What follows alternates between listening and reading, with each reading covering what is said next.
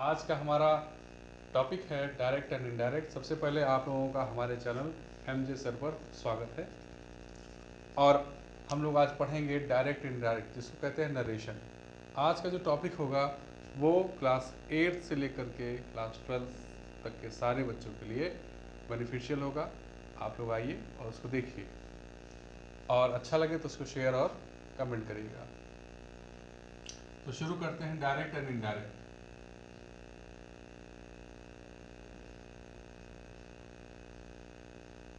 Direct and indirect, okay. Speech,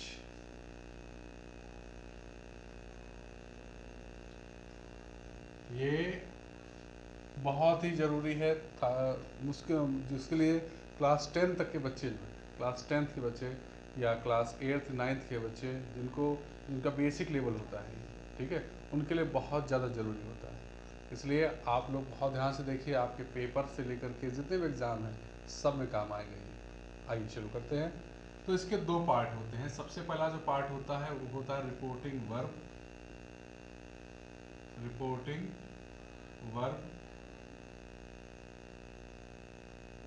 और दूसरा जो इन्वर्ट कमा के अंदर जो पार्ट होता है उसको कहते हैं रिपोर्टेड स्पीच।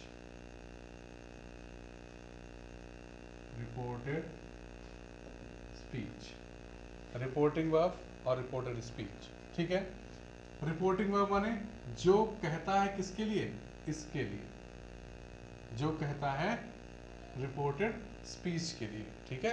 यानी ये हमें किसकी इंफॉर्मेशन देता है, इसकी इंफॉर्मेशन देता है। अब जो इंफॉर्मेशन जो दे रहा है, ठीक है, जो इंफॉर्मेशन दे रहा है वो मेन है ना, यानी रिपोर्टिंग वर्ब में क्या है, सबसे ज़्यादा मेन है, ठीक है। यानी सारा काम कौन करेगा, रिपोर्टिंग वर्ब करेगी। किसके लिए करेगी, रिपोर्टेड स्पीच के लिए, ठीक है। तो याद रखिएगा, इसके अकॉर्डिंग टू रिपोर्टिंग वर्ब कौन चेंज हो गई, रिपोर्टेड स्पीच चेंज हो गई। क्या बदलेगा, जो इसके प्रोनाउंस हैं, जो इसकी वर्ब है वो चेंज होगी, ठीक है। तो मैं इसके लिए 3 आपको बेसिक इसके जो रूल्स हैं वो मैं बता रहा हूँ आपको, और तीनों बेसिक रूल्स आपके लिए बहुत ज़रूरी हैं। ध्यान से सुनिएगा, ओके, और नोट कर लीजिएगा ये चीज़ें। Number 1, if reporting verb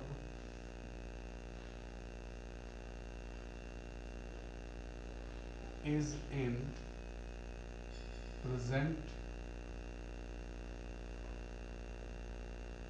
or future tense,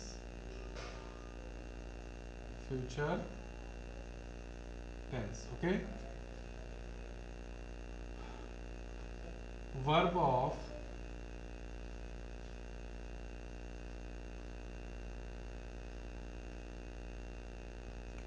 there should not any change, there should not any change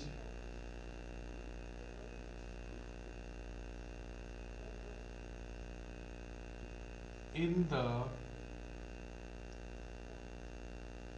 verb of reported speech। मतलब अगर रिपोर्टिंग वर्ब प्रेजेंट या फ्यूचर टेंस में है, यानी ये प्रेजेंट या फ्यूचर टेंस में है, तो आपको यहाँ की वर्ब में कोई चेंज नहीं करना है।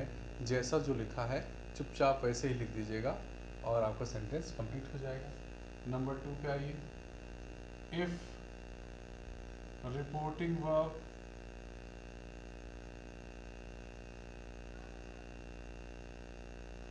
is in past tense,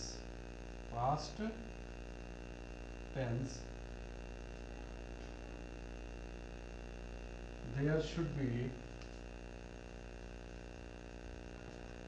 या सीधे लिख लेते हैं, the verb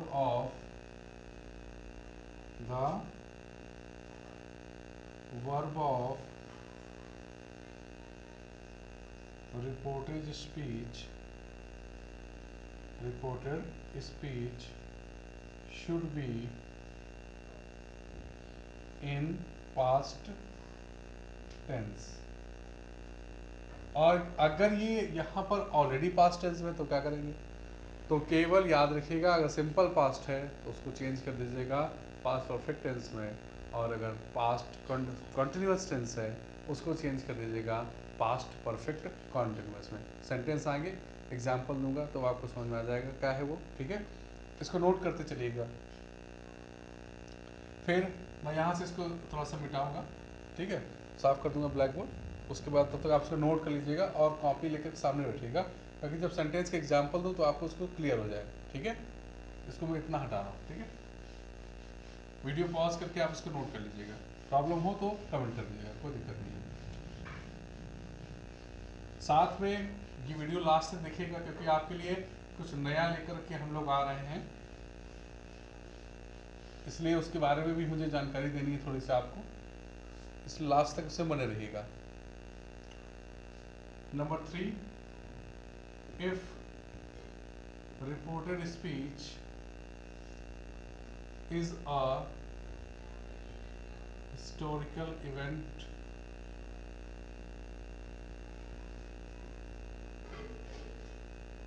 comma universal truth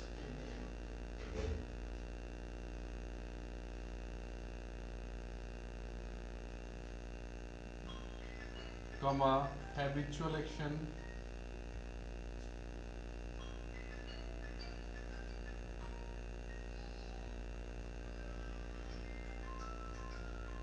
okay, या प्रोवर्ब, ठीक है। मतलब ऐसी चीजें जो कतई चेंज ही ना हो सकती, जैसे कि हिस्ट्रिकल इवेंट है, कोई भी हिस्ट्रिकल इवेंट को उसको चेंज कर सकते हैं आप। Akbar was the great king, Ashoka was the great king, ऐसे सेंटेंस अगर आपके सामने आ जा रहे हैं वो आप चेंज नहीं कर सकते, ठीक है। आप उसमें क्योंकि हिस्ट्री के साथ छेड़छाड़ कर नहीं सकते, आप जैसा है वैसे लिखेंगे आप। दूसरा है यूनिवर्सल ट्रुथ, जो ब्रह्मांड के जो सत्य हैं वो सत्य आप चेंज नहीं कर सकते, जैसे the sun rises in the east, आप नहीं बदल सकते उसको, ठीक है। तो उसके बाद में habitual action, the dog barks at the stranger, है ना, कुत्ता किसी को भौंकता है, अजनबी लोग भौंकता है, ये भी इसका एक्शन है ना। दूसरा honesty is the best policy, ये भी आप नहीं चेंज कर सकते। यानी ऐसी चीज़ जो आप नहीं चेंज कर सकते उनमें आप बदलाव नहीं करेंगे, ओके। कंजक्शन आप क्या लगाएंगे इसमें, आप असर्टिव सेंटेंस के लिए, असर्टिव माने अफर्मेटिव या नेगेटिव, ठीक है।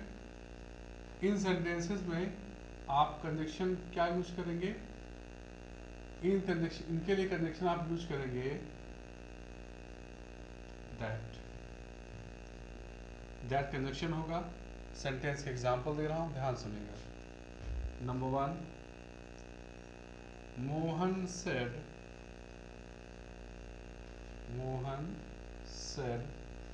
कमा राम, थोड़ा सा और आपके लिए बस थोड़ा सरल और कर दे रहा हूं, फिर देखिएगा, ठीक है। याद रखिएगा बेटा, अगर से है या से टू है या सेड है या सेज है या सेज टू है या सेड है या सेड टू है, ठीक है।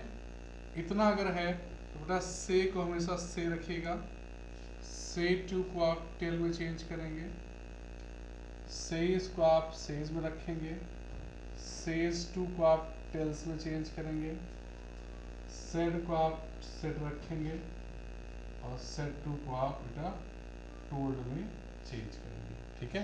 ये चेंजेस भी नोट कर लीजिएगा। इतना नोट करने के बाद में फिर आते हैं एग्जाम्पल पर। अब इसको मिटा रहा हूं,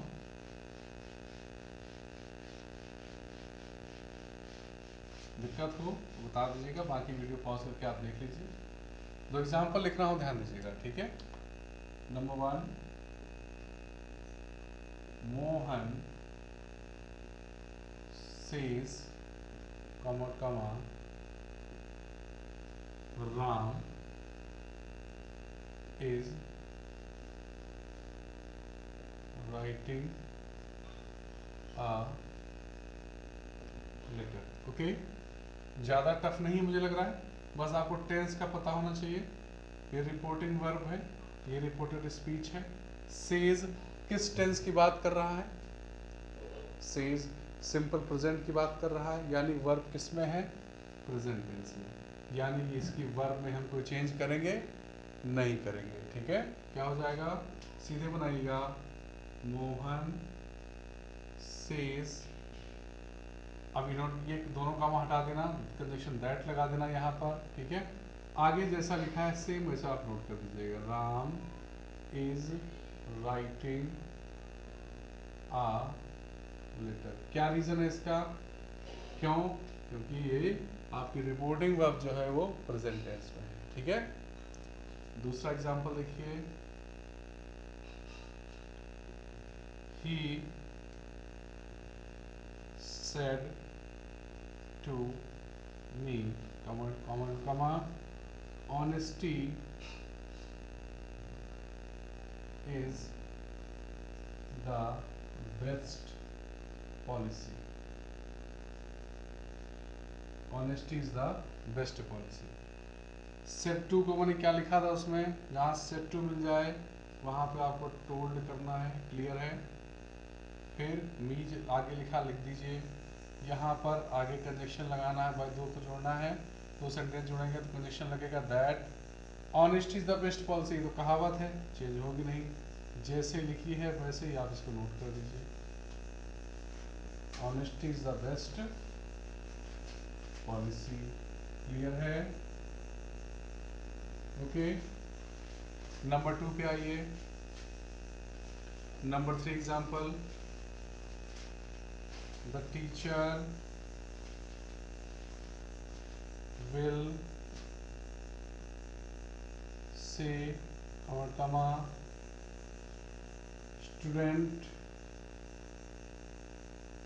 students should obey their parents। अब देखिए विल लिखा हो बेटा, विल। ठीक है, विल कौन सा टेंस है? फ्यूचर है ना, यानी फ्यूचर टेंस में वर्ब है, तो यहाँ पे आप कोई चेंज करेंगे? कुछ चेंज सीधे लिख दीजिए, the teacher will say to तो है नहीं, से है तो से रहेगा। That students should obey their parents। Clear है? एग्जाम्पल है आपके सामने, इनको देखिएगा। आपको अभी जब हम नया वीडियो बनाएंगे इसका, तब इसी के आगे कंटिन्यू करेंगे। पहले आपको समझाएंगे, पूरा रिकैप देंगे, उसके बाद में फिर हम आगे बढ़ेंगे इस पर। ठीक है, तब तक आप इसको पढ़िए और अपनी किताब से प्रैक्टिस करिए। दिक्कत हो कमेंट करिए और लाइक और शेयर करिए। उसके बाद में एक इन्फॉर्मेशन आपके लिए मैं लेके आया था। एक हमारा नया चैनल है जिसका नाम है नॉलेज मंत्रा 2, जिस पर हम लोग आपके लिए मैथ्स की क्लास स्टार्ट करने वाले हैं। मैथ्स की क्लास स्टार्ट करने वाले हैं। ठीक है, तो आप लोग उस पर भी जुड़िएगा साथ में, और मैथ्स की आपकी जो दिक्कत हैं वो उस पर आपकी सॉल्व की जाएंगी। Thank you.